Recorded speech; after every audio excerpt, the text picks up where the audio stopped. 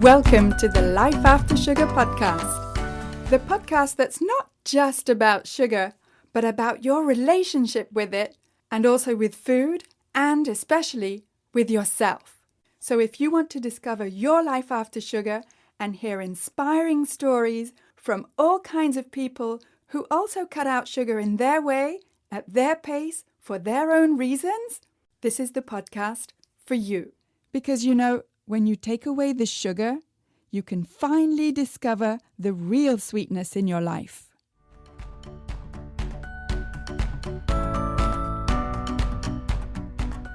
I'm your host, Natalie Speman. Today I'm talking with Natalie Speman, who is an expat from the US living in Thailand, and she shares her insights and lessons learned from her hard-earned long-term sobriety, not just from sugar, but also from drugs and alcohol. And this sobriety has enabled her to help others feel their best too. We talk about addiction to sugar, freedom from that addiction, and we also talk about the social pressure that we can feel to consume this substance that can make us feel addicted. We'll get to our chat in just a minute.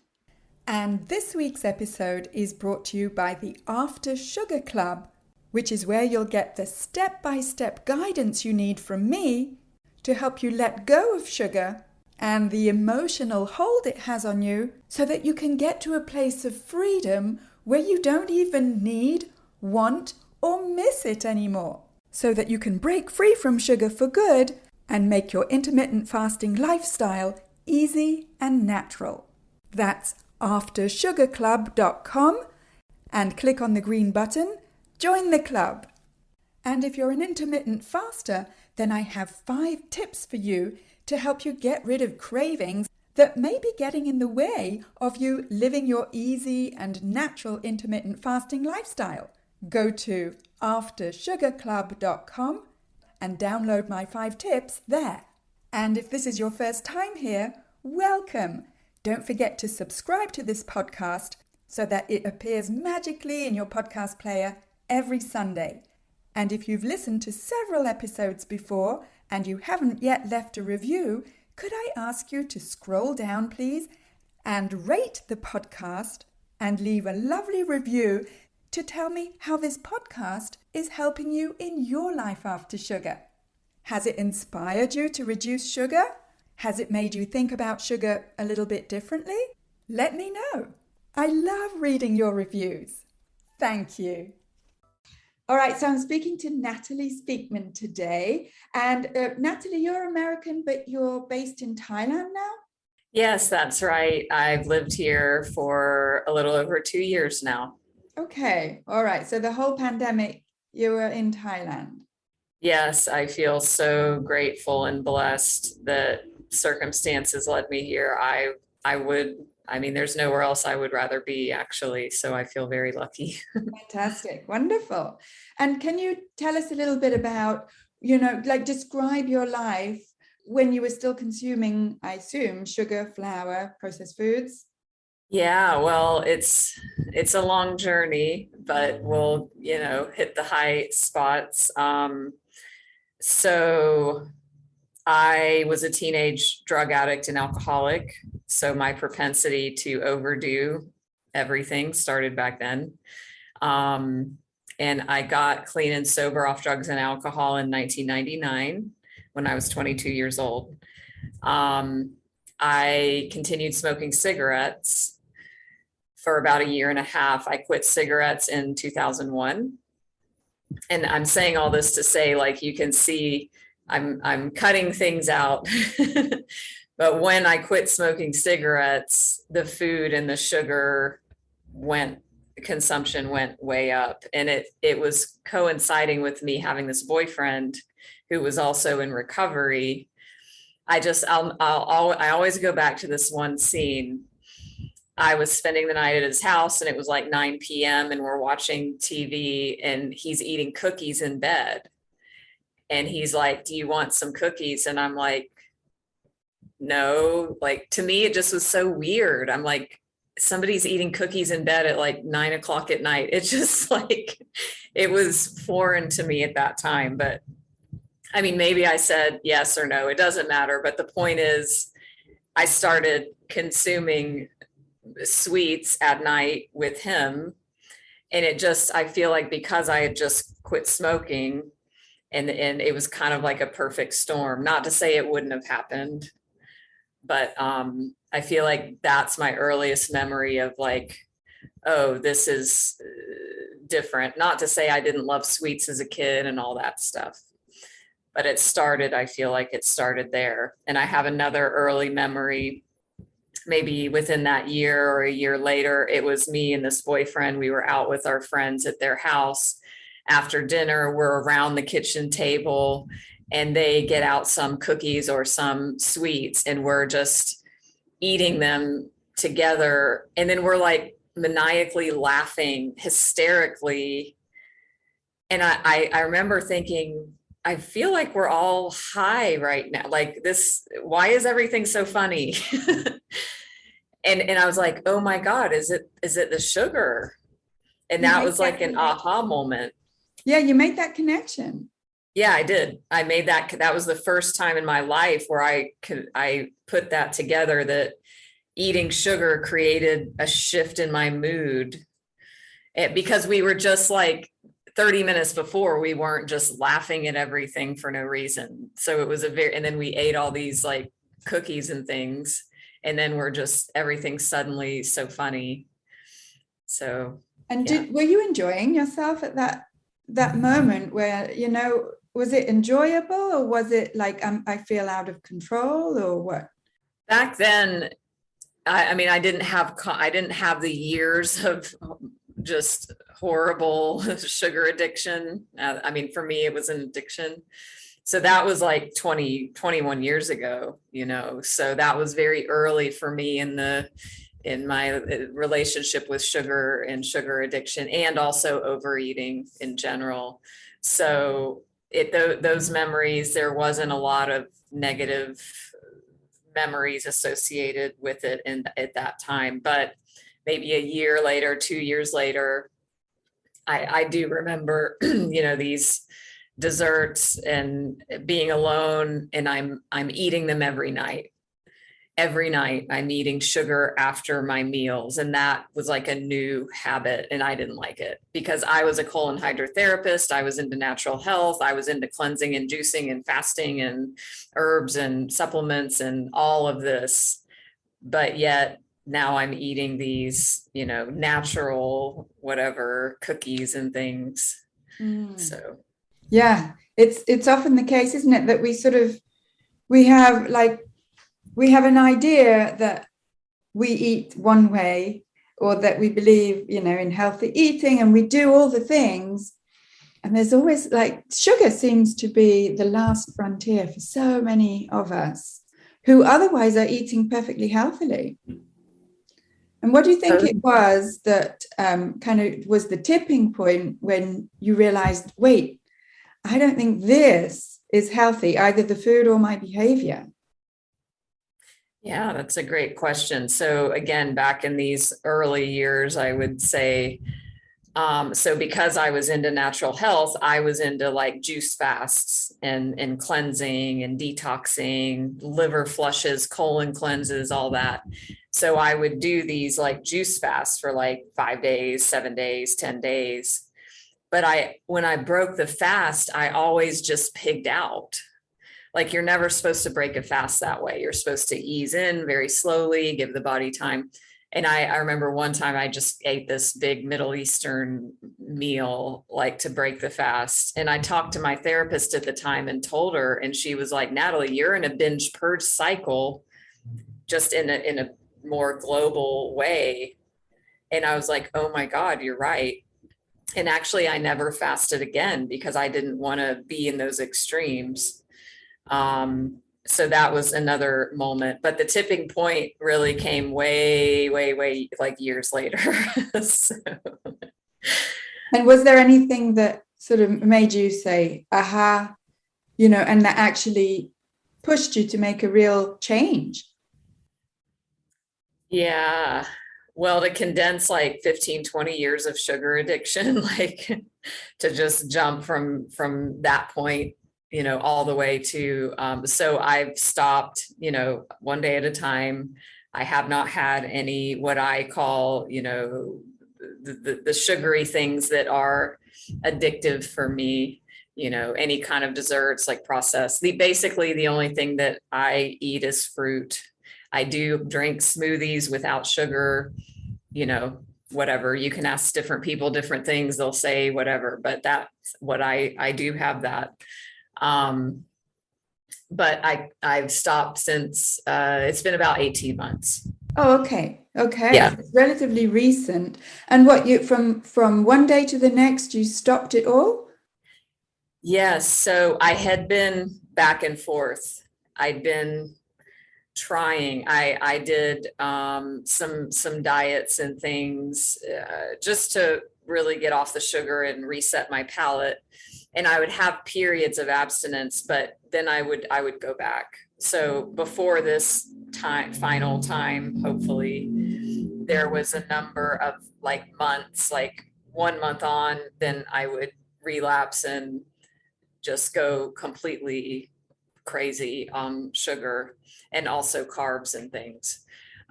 So I was in this horrendous place of just utter desperation and hopelessness, like, because it had gone on for 20 years. I mean, I could talk for a long time about that, the 20-year gap between what I just said and what's, the most recent thing. But I mean, it was just years of hopelessness and helplessness and just all of the negative aspects. So I was just in these like off and on periods. And I remember it was like, so I've written this, it's kind of a popular like Facebook post I've written about this journey and what I call the Groundhog Day of day ones. And that's what I was in. Every day was a day one. Today is the day I'm stopping sugar. I'm not going to do it. And then by usually 4 o'clock, I could feel the craving coming. And I just knew I wasn't going to be able to make it through the day. And then that night I'm going and I'm buying it. And then day one again the next morning. And so I started praying, as part of my recovery journey, that's like, I have a higher power, God, universe, source, that is part of my recovery. So I just kept praying like for willingness, because what I noticed very clearly, I think because of my other recovery background, I asked my higher power in the morning, like, please help me to not eat sugar today. Please help me to, and I meant it 100%. But what I noticed when I was really in these day ones, this futility, is there would be a point in the day where the craving would come or the thought would come like, I want sugar. And I would have this choice point. It was very, very, very subtle, but it was there. This moment of just this shift of a choice where I consciously, but very subtly, like, decided I'm taking my will back. It was very small, but it was there. And then I noticed that, then I'm like, I blocked, my higher power from helping me when I did that. So it sounds to me like there's a long period of time where you felt hopeless and helpless and powerless.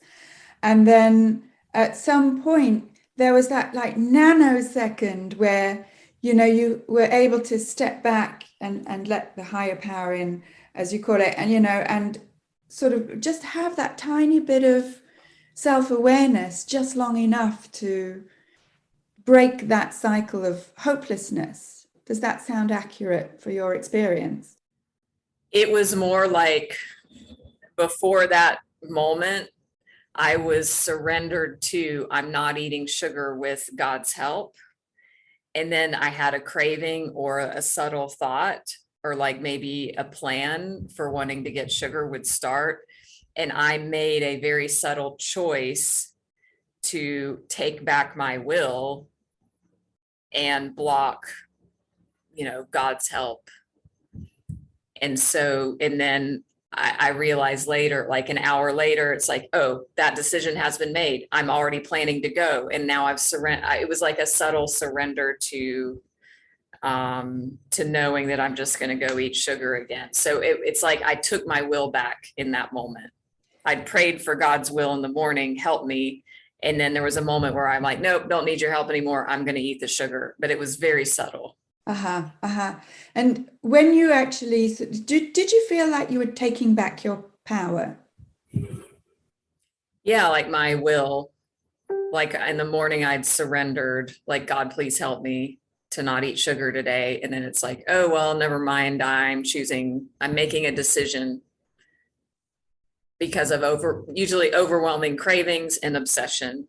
Yeah. Yeah, which I mean they're pretty almost impossible to ignore. They're so strong. And so that's why it's so difficult for so many people, including myself, all those years ago, to imagine anybody being able to fight against the cravings. How did you do that? How did you not only decide, well, today I'm not going to give in to the cravings, but then the next day and the next day, and how did you make that Groundhog Day into a positive one? Yeah, like what was that day one, hopefully the last day one. So yeah, it was after a string of, just every day waking up and then eating the sugar again. Maybe I would have some days where I could put together a couple days without sugar, but then the cravings would be so overwhelming and the obsession, and I couldn't stop thinking, and I would just give in. So I started praying desperately for willingness, because that's what I noticed in that moment I'm talking about. I lost my willingness to surrender to, a higher power helping me. So I was lacking willingness in that moment. And I was like, nope, I'm not willing anymore. I want to do what I want. I want sugar. So I kept praying for willingness. God, give me, and I mean, I'm not religious, I'm spiritual. So when I say God, that's whatever you choose it to mean. I just say, God, please help me, please give me willingness to stop. And I prayed that for only like a week or 10 days. And then one morning I woke up willing. I don't know why or where, or I mean, it was grace. I was desperate. I was in so much pain. I was hopeless. I was helpless. And I had like consistent, and I'm not saying this is going to work for everybody. This is just my story. Sure. But I prayed it a bit consistently. And one day I woke up, there was this space of willingness, like intrinsically in my being. And so I noticed it and I'm like, oh my God, I'm willing. Like, this is different. Something felt different. Like, and I knew I had to seize that moment or it would be gone. And so that became my day one. Wow. Wow, that's very powerful. Yeah.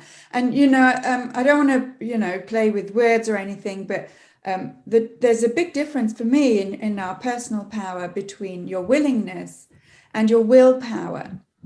Yeah. Studies have shown that willpower has nothing to do with it, and the part of the brain that deals with willpower can just about stretch to 15 minutes of saying no. And therefore you can't count on your willpower. But I think it's really interesting that you are talking about willingness, which to me is far more to do with your personal power. Willingness to do with personal power. Yeah. I'll need to consider that. That's deep. I Yeah. love it. I think it's probably easier to see it from the outside than it is from the inside. 'Cause when we make that type of life-changing decision, we're not really aware that it is a life-changing decision. I certainly wasn't. But there's some kind of shift that I'm hearing in your story where it's almost like it took all those day ones for you to finally say, I can't live like this anymore. I deserve better. And I felt, I come from a 12-step background. I've been in 12 steps since I was 17 years old. So I'm very much have that mindset. Of course, there's other ways and things, and that's fine. But for me, that's just the way I see it. So, thinking about the idea of being powerless, I felt like I had no power I could not control it, and I was hopeless. So that's where the higher power comes in and gives me the willingness or the power that I lack. So that's the way I understand the mechanics of it. And, it works for me. But, in the 12 step, this step one is we're powerless and our life is unmanageable. So those two things, the unmanageability with the powerlessness. And then when you take the sugar in, for me, I have an addiction, so it activates a craving, and that craving then takes over, and then I can't stop. And then the progression of the addiction and how much sugar I was eating was scaring me. So that was very disturbing, and yet I couldn't stop. Yeah. Yeah. Oh, yes, absolutely. I'm sure a lot of people relate to that. Definitely. And what other effect was the sugar having on you apart from your behavior? Did you have like physical symptoms? Yeah, definitely. So, maybe 10 years ago, I was at my heaviest weight. And it was the sugar addiction was really, really, really bad. And I even was calling inpatient rehabs to try and I just was so desperate. And, I was living in the US and insurance and couldn't do that. But at that time, I was getting hypoglycemic. I was definitely I was getting dizzy and shaky if I did not eat. And this was, I'm 45 now, so I was, 35 years old. And I don't have any hypoglycemia now. And the other thing I've noticed too is I always had these horrible dark circles under my eyes, and I just hated it. And I just thought it was something to do with whatever, my body or something. But now that I've quit the sugar, like, it's gone, and I'm older. So it was the sugar that was creating those horrible bags and dark circles. And I used to test my blood sugar. I would do my fasting blood sugar and so yeah, it was. And then of course, all of the mood swings, the irritability, the cravings. I just thought it was natural to crave sugar every single night. I just thought it was like a human thing, but no, it's not. No, it's a manufactured thing. Yeah. Yeah. And these foods, the sugary foods, the starchy foods, I don't even call them foods, products, edible products, Yeah. are manufactured, engineered to make them crave worthy. No natural foods do that to you. I mean, Yeah. if you think about your drug addiction, you know, that the drugs that are concentrated and purified and made into powder. Oh, wait, that sounds like sugar and flour to me. Totally. Yeah. I love that example. And it's so powerful and true. Yeah. I'm just so grateful that I don't live that way anymore. Yeah, yes. How is your life now, day to day, without that quote unquote drug? Hmm. Well, the sugar itself, which is, like the sweets and the candies and the cookies and the blah, blah, like all of that, to me, if I have that, that's a relapse.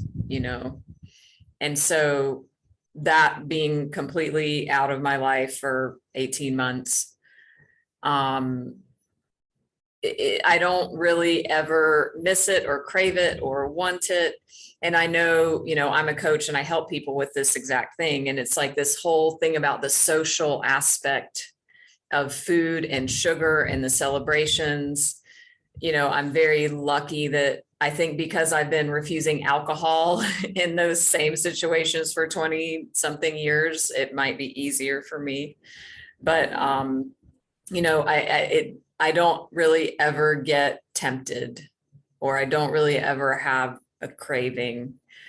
What a friend of mine in OA had told me once, before I quit or whenever I was still new, she was like, Natalie, you don't have to obsess about food. And I'm like, there's no way. That is not possible. I Yeah. said, that is, no, it's, you have to obsess, like, and that was removed. So that was such a huge thing. Now I have my recovery plan, and there's actually freedom in the structure. So that was a big shift to realize, like, oh, it's like, oh, you can't have this, you can't have that. That actually removes the obsession. And so that was a whole new arena to live in. Yes, that's amazing. Yes, it's true that it can often be perceived as a life of restriction, whereas for us who are living it from the inside, it's a life of freedom. Yeah. It's freedom from that obsession, which I think obsession and cravings and all those things are more or less normalized by the food industry, and dare I say, by a lot of nutrition experts, actually. But what we have is sort of like, we turn it upside down, of what's perceived as a dull and joyless life full of, no, you can't have this, you can't have that. For us, it's freedom. I just want to take a quick break to tell you about the sponsor of this podcast, Medicine with Heart, which is an international functional medicine clinic specializing in difficult chronic cases of hormone imbalance, Lyme disease, mold illness, and digestive dysfunction. You can sign up for a consultation with their team to see if they can help reverse your disease. Find out more about them at medicinewithheart.com. And do you feel that in society, wherever you are in the world, depending on the culture, do you have the feeling that you're the odd one out, or do you feel that you're just happy as you are and, everyone understands you, or what? Well, that's an interesting question, being an expat, because I could look at it, especially in Thailand, they put sugar in everything. It's in all, and actually my food tonight, I was like, oh no, I forgot to say no sugar. So likely there is some sugar in there, but for me, that's okay. It's not like it smacks of sugar. It might be a little sweet. So, but they actually, people will sprinkle sugar on top of their like curry or their pad, like the Thai people. And I'm like, how? So from the Thai, specifically Thai perspective, like this, it's foreign to them, like to not eat sugar. But, depending, like right now I'm living in a very heavily expat area, and it's actually quite a very healthy, conscious, spiritual island.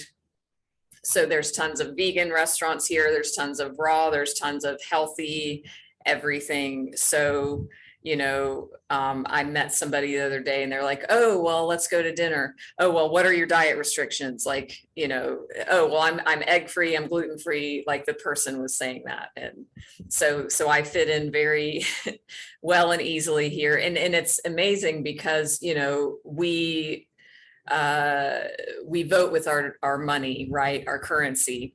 So because this is the type of community that's here, the locals here know, like, they don't put sugar in the smoothies at all. Like in some area where there's not a lot of tourists or health conscious tourists, they would just add sugar to the smoothie. But here, like, you say no sugar. Oh yeah. Like they don't do it automatically. So our preferences have changed the way that they are serving. Okay. Yes. And when you were living in the US, were you sugar-free then? I was, maybe off and on for some months' time, but nothing like long-term consistent. Okay. Yeah. And when you were, did you find that you were sort of judged or something? I don't really recall that. I was married and we both had issues with sugar. So, I mean, that was a thing in our marriage. Like, actually, it was kind of, talk about addiction. I would relapse and hide it from my husband. And then he would get suspicious. You're irritable, or like, have you been eating sugar? Like, and I would lie. I would lie. So, Yeah, it does sound like addictive behavior, doesn't it? Yeah, the yeah, I don't hiding, want the lying, the mood swings, that, yeah. I mean, to. that parallel has often been made with other addictive substances, but it's almost like we are in collective denial about the effect of sugar being pretty much the same as illegal drugs. It's just that it's cheaper. Yes, it is very cheap. I did hear once, maybe you know better than me, but there's a study done that it's more addictive than cocaine I in the saw brain. that. Yeah, for Mhm. the brain, they did some tests with mice because I don't think it's ethical to do it on humans, apparently. But they did the Mhm. test with mice, and mice would go. They gave them a choice of cocaine in water and sugary water, and they would go to the sugary water first. Oh, wow. Yeah. Yeah, I don't doubt it. So aside from just, being married to somebody with similar issues, I mean, it was helpful because we both saw it in the same way and recognized it was a problem. He was always quitting, I was always quitting. We would be doing it together and quitting together. And I mean, you know, it's not fun to live that way, either just on your own or in a partnership. But aside from that, I mean, with my mother, she's always kind of been resistant to, oh, it's Thanksgiving. Okay, what kid is eating and not eating what thing? And oh, well, Natalie's not doing this. And, my sister's vegetarian right now. Like that was probably the biggest, blowback or problem. Right. So do you see how you eat now as a long-term, for the rest of your life lifestyle rather than just how you eat? Well, yeah, definitely. No, I never want to one day at a time. There's no, I mean, I know if I have one cookie or whatever, like it's on. I've proven it because I was like, when you asked in the US, was I sugar free? There was a period, I think I was 6 months one time. And I remember I had one piece of cake and I just, whatever, I told myself the lie that it's just this one night, this one time, because it's at this restaurant and it's so good and blah, blah, blah. I didn't eat sugar again. I remember it was maybe 3 months or maybe even 6 months before I had it again, but I did have it again. And then, of course, those times got closer and closer. And then I was back to a square one. So for me, any form of semblance is temporary. I mean, it might be a long temporary, but for me, I believe it's progressive. It gets worse and worse. And the way I was eating it, 18 months ago, I would be scared to wake that, dragon back up. Yeah, totally. Yeah, I get that. Do you feel that you're missing out on anything now? I mean, if I really want to think about it a lot, okay, sure, actually, one of my biggest temptation moments was my birthday last June. I was at my favorite place where I always go, and I always have this smoothie. It's so good and healthy. And my friend said, "Oh, it's your birthday." They brought me a piece of cake. And for a moment, I was like, that obligation feeling, like, and oh, well, it's just this one time. Oh, they brought me this free piece of cake. I could, but because I'm grounded in my recovery and things, my thoughts didn't stop there. I played the tape through and I was like, oh my gosh, I would feel so horrible if I had this cake right now. It wouldn't be worth it. It's cheesecake, which I don't even really like. Like I would want a different thing. Um, and then I was like, it's just not worth it. And so I just said, I'm sorry, I don't eat sugar. I can't have this. Can I switch it for my smoothie instead? And they were like, okay. And it was nothing. But in that moment, it feels like so big, the obligation. It feels like it's just this heavy weight, when in reality, he was just like, okay. But I was so worried, of rejection or something. Right, which was again just like your imaginings, because your friends, they just want to celebrate you. And however they do it, they don't really mind as long as you're happy. Totally. We do, we make ourselves believe all sorts of things, don't we? Yeah. Well, I think too, like food is and eating is so, I mean, instinctual and historical and culture, and it's like survival. So people, if there's somebody not eating a thing in a social thing, it feels like it feels so serious. Yeah, absolutely. It does. And what I found over the years that I've been living sugar-free is that I've been having fun turning those social norms on their head and finding out that it doesn't really matter. 99% of the time, nobody cares what's on your plate or in your mouth. And if they really care about you, they care about you and not what's on your plate. Yeah, it's interesting. I went to my friends for lunch, and she's health conscious and stuff, and she was like, oh well, can you eat this, can you eat this, and she kept trying to like, but I don't think she was even conscious of what she was doing. But it came, my experience was like a little bit of pressure, but I just don't even feel like she was knowing she was doing it, you know. I'm 100% sure it's all with good intentions, And Mhm. again, people just, they want to please you. And we just don't have an alternative for doing that if it's not with sugar. And so I've had Mhm. to sort of, at the same time as educating myself, I've had to also educate others around me so that together we find other ways for them and for, for them to show their love, for me to show my love, appreciation, and all those good things, but just in other ways than with sugar. I'm reminded of a client who was saying she was at this gathering. She didn't really know the people, so it was more strangers, and they're offering sugar. And she had very bad health problems, if she had any at all, like really bad reactions. And yet she tried to say no, and then they pressured her, and so she just took it, and then she's having these horrible repercussions physically.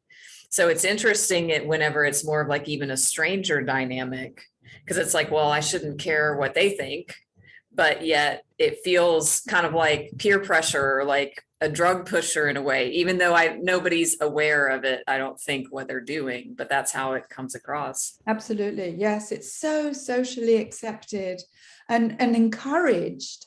I mean, you wouldn't get that with drugs, and it actually is as well with alcohol, really. It's sort of just not done to say no, or even if it is done, it's seen as weird or different, Mhm. Or people ask all these personal questions. Oh, well, why can't you have it? It's I of course did this with alcohol many years ago. It's like you can just say whatever. I'm allergic. I'm on medication. I'm just taking a day off from it or whatever. But with food, it's not so acceptable. People don't feel comfortable if you don't have that piece of cake with them. You don't even have to take a bite. Like, Yeah. Yes, absolutely. Yes, it's quite a balancing act, to, well, first of all, I don't think we should have to lie about why we're not. true. Yeah. And then so that shows a lot of social pressure in itself. And then it's like it's almost like we need to create a new society. I don't want to get 1984 on you. Right. Brave new world, a new society of it's like we're very open-minded these days, I would say, in 2022, but there's still some things that are just not acceptable, or we feel that they're not, and yet they're for our own good. And it's not hurting anyone, the fact that you don't eat sugar. It's not doing Right. anyone else, it's not doing you any harm, and it's not doing anyone else any harm. So where is that sticking point? I think we probably as a society need to dig a little deeper. What is that sticking point where someone is choosing to do something for their own good? It has no negative repercussions on anybody else. What's the problem? Yeah. I think people just go on autopilot. I think it's some like unconscious, human connection thing. And, I had this other client who it was very triggering for her. She wanted to feel the connection when they shared the sugary thing together. And if she didn't do it, she felt left out. Like it was like this very intense experience. And even though her friends knew, like they were health conscious and, oh, you're not eating sugar, we respect that. She didn't like the way she felt, like she was left out somehow.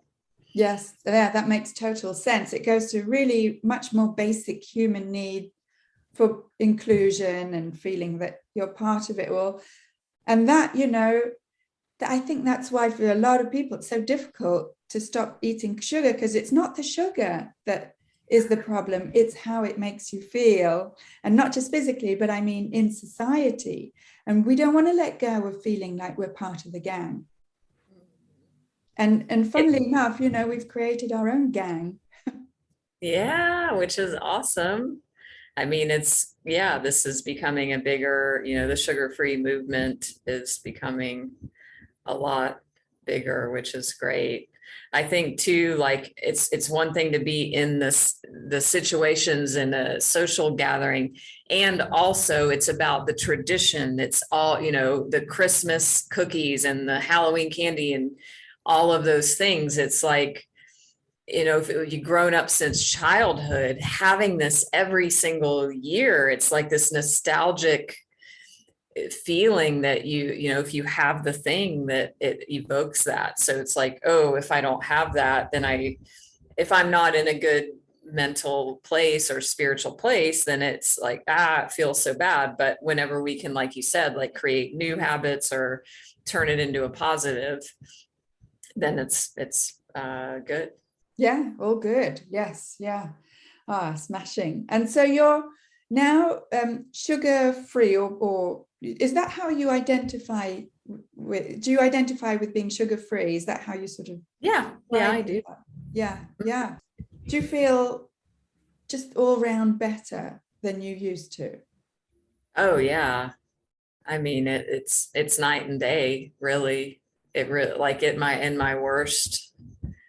I mean, my mind would start spinning on what I was going to eat, around 12 p.m. or 1 p.m. So it's like half of my waking hours would be about like this planning and scheming, and it would be very low level. But then as the day went on, it would grow, because I would wait until nighttime to do it. So it was this like build up. That obsession with thinking about food and what's coming, what shall I eat? I mean, that is such a peaceful place to be with, when you are not having to think about your food all the time. Yeah. Because you can get on with life and think about other stuff. And as you're doing, and as I'm doing, you can actually have time and energy to help other people and think about others first. Yeah. Yes. That's been a big part of my personal journey and transformation. So, yeah. Fantastic. How can people get in touch with you if they want to make the most of your experience?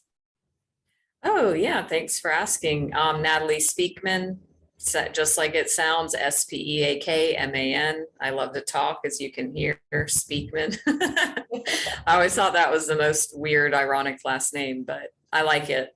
But yeah, you can find me, just search that, nataliemspeakman.com. I have a website, on Facebook, Instagram. I'm on Insight Timer, the meditation app, the #1 free meditation app, as a teacher on there. So yeah. Fantastic. Fantastic. Thank you so much for talking with me. Thank you. It was so much fun. Fantastic. Thank you.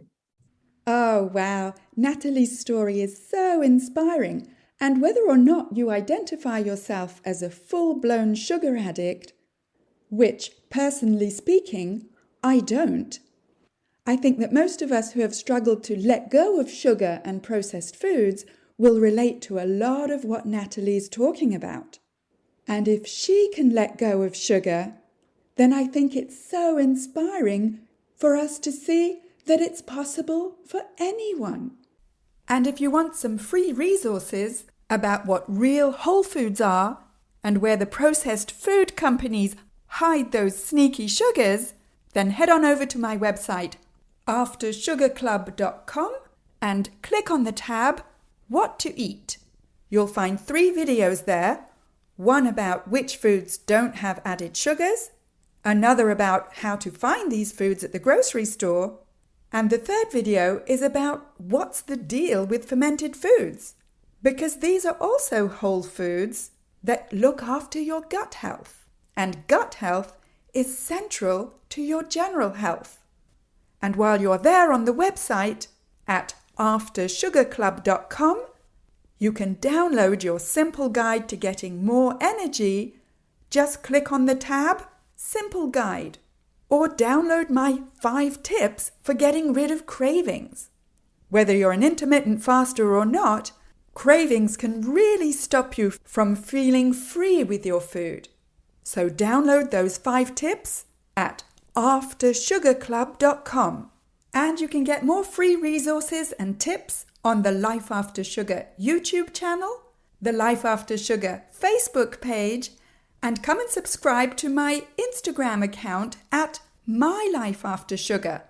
That's where I post pictures of what I eat, what I do, sometimes some inspiring quotes, or sometimes just pictures of our cat, so that you can see that it's totally possible to live a fun and active life even if you don't eat sugar. And if you're ready to get some personal guidance, support, and accountability so that you can let go of sugar and feel more confident in your food choices and feel healthier because you've finally made peace with sugar so that you get to a point where you don't need it or miss it anymore, then the After Sugar Club is the place for you. Together with myself and a group of other like-minded health-conscious people, you'll get all the guidance you need in our supportive and friendly community so that you don't just change what you eat, you change how you think and how you see sugar so that you can enjoy the real sweetness in your life. Check it out at aftersugarclub.com. And if this podcast is inspiring you to take one more step towards your life after sugar, then could I ask you to please scroll down and leave the podcast a lovely 5-star rating and leave a short review to let me know how this podcast is inspiring you to break free from sugar your way and find the real sweetness in life. Thank you for listening. That's it for this week. Keep in touch and see you soon for another episode.